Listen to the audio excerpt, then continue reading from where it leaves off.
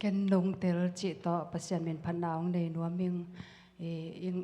inga sa hi vek pi sakhom ding ong zoning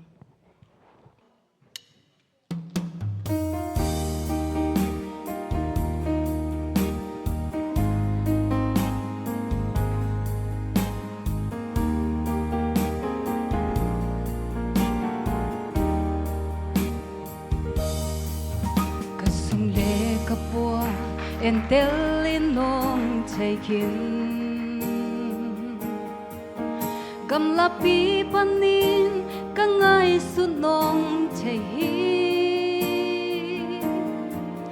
ka na kempel nong mu ka kam tanong taking nang bang hong tay telom kay hong bol ka pasya kay nong khui tua so hi kaku katang namay a kilya lo hi valele te a bol pa kamin inong chei hi kay le kay ka ki chei sang nong chei so to pa lam khu to nong len ki phi ko hu san sim na happy na phoki nong ni na bang sa chu kya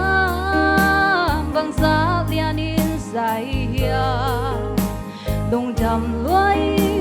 nong i ton tum man in to pa maya nong dao nong kem bichi na tahan na to kay nong uton tung hi mole kwa maka song nong nu siang e kay hi nang maka apel dingin koy kapay tuan dia taklam khu to nong len ki phi ka hu san sim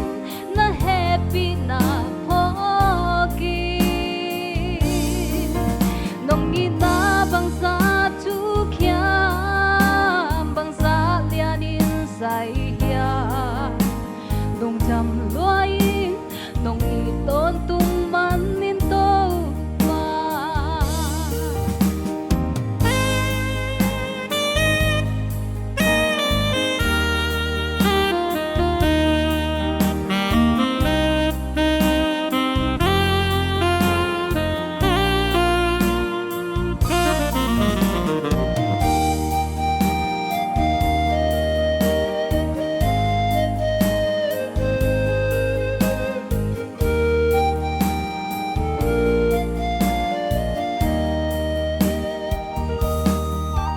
nong sep sat sa te lam dang in lian lua e a se pen nangon hoi na to nong lai sa ke a ting na kel na te man pha in sai lua hi sim song e ding hi ke e ke tung nong hoi na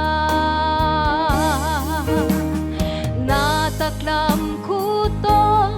nong len ki phi ka hu san sim na happy na phoki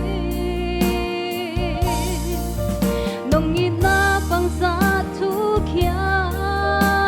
bang sa lian in sai ya dong jam loi nong i ton tung man in to pa taklam khu to nong len ki phi ka hu san sim na happy na phoki nong i na bang